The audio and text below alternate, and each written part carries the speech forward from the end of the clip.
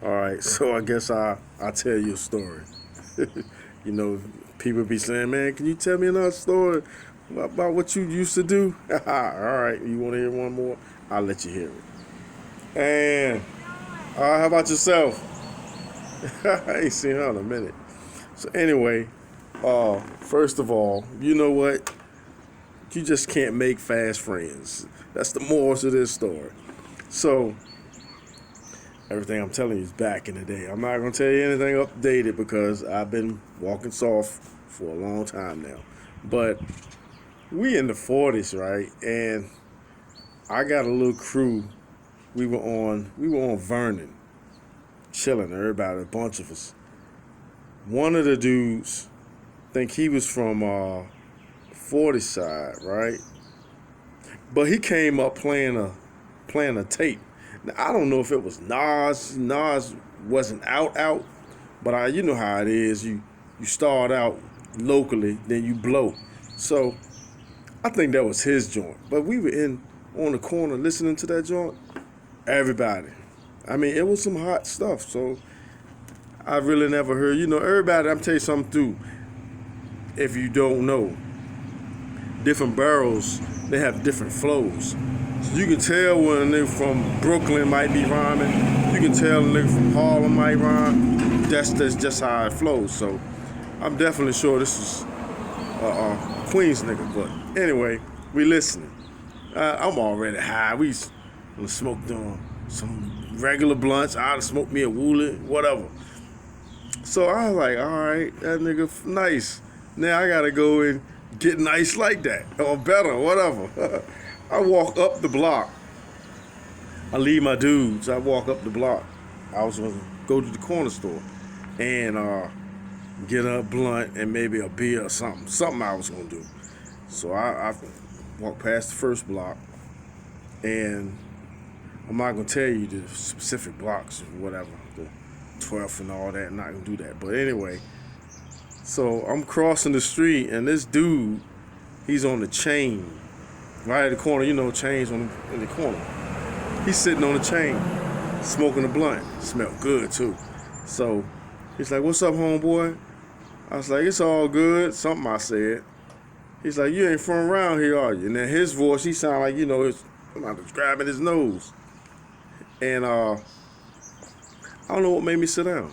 I sat down with him, right on the chain, right? This nigga passed me the blunt. I ain't even seen it roll or whatever. But smoked it, yeah, whatever. We talking. Anyway, let me backtrack because it's important to this story. So as I'm walking across the street, there's a little payphones back then. Spanish chick, she's on the payphone talking, had a baby carriage. The baby carriage had these big old mountain-looking tires with rims. I'm like, damn, it was nighttime too now. But I still noticed that. Beside her, going back up the block a little bit, was a Nissan, raggedy-looking Nissan. Dude wiping it off. He's wiping off a raggedy Nissan. So anyway, then I sat down on the joint with the dude. All right, here's where it gets serious at. As we kicking it, a dude, his girl, they walking side by side. He on the outside, she on the inside. Then another dude behind him and his girl. So it's four of them walking to the store. How about the dude beside me sitting down? I don't know him. He from Bed-Stuy. He eventually said he from Bed-Stuy. He's sitting down, and the guy that walked past, he every bit of 9'9". He big old dude. Looked like he just got out the box, like he came from Attica somewhere. Sing. All right, so his boy, same type, big nigga. Plus, I'm sitting down. I'm gonna backtrack one more time. So my crew, they know I used to keep 38s and stuff, but they know I ain't like tucking it in my waist. I'd be scared I'm gonna blow something up. So they bought me a little joint for the ankle. I'm like, oh, that's what's up, man. So I used to keep it in my ankle, like I had it that night. So he said to the girl, he talking to the guy's girl. He's like, "What's up, shorty? You looking good?" Oh my God. And then I look, now the dude I seen walking, I know him, but we never kicked it like that. We seen each other around 40s, the bridge a lot. So he looked at the Bed-Stuy guy, was like, yo, don't play yourself. He did. I remember saying that, and I remember also saying, Brad, you better carry your ass right now. I sat there, though. I'm like, looking at the dude. Anyway, they walked to the store.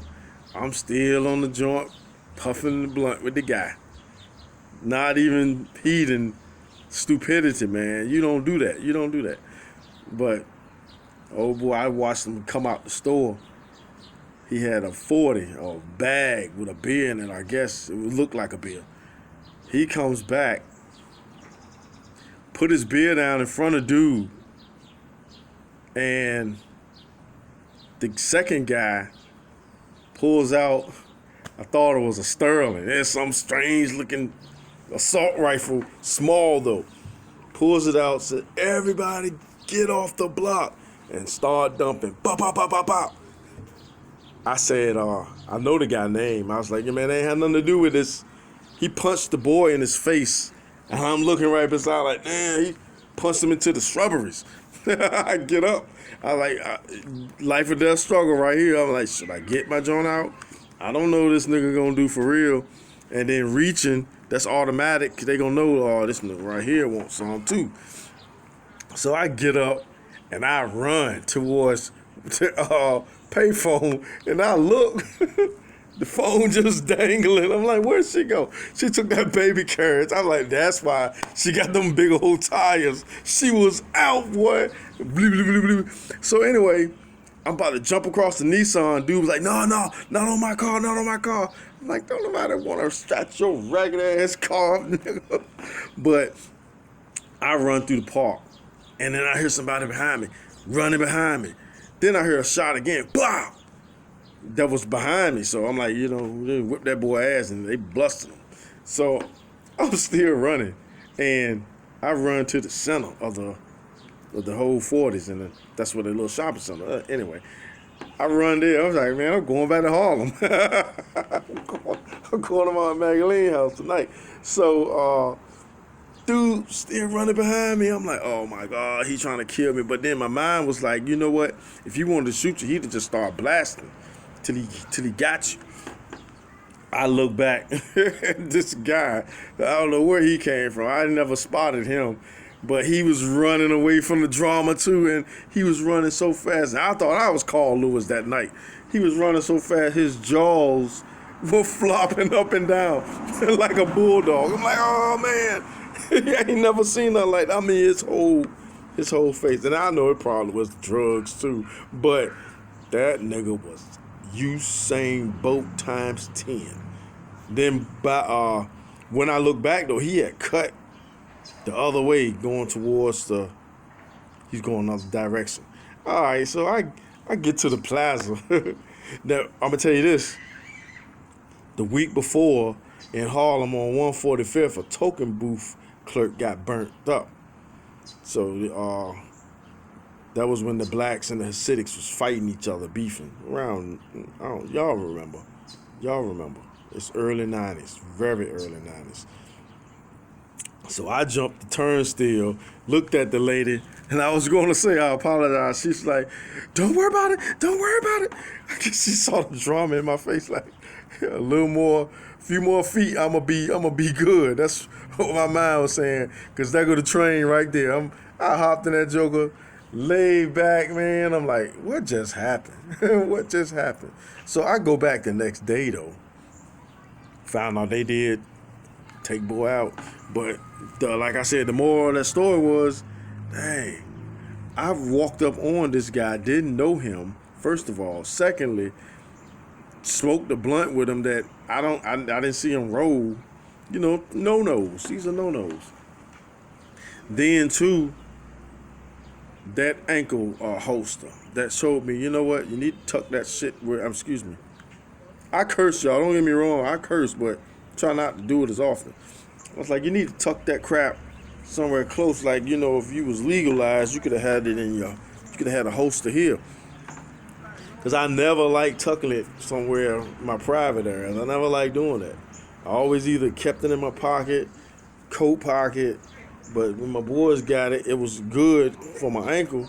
But I never had to pull out and beef with the ankle joint. Once I did, but it was easy because there was a lot of people out there, and it wasn't like they were focused on burning me up.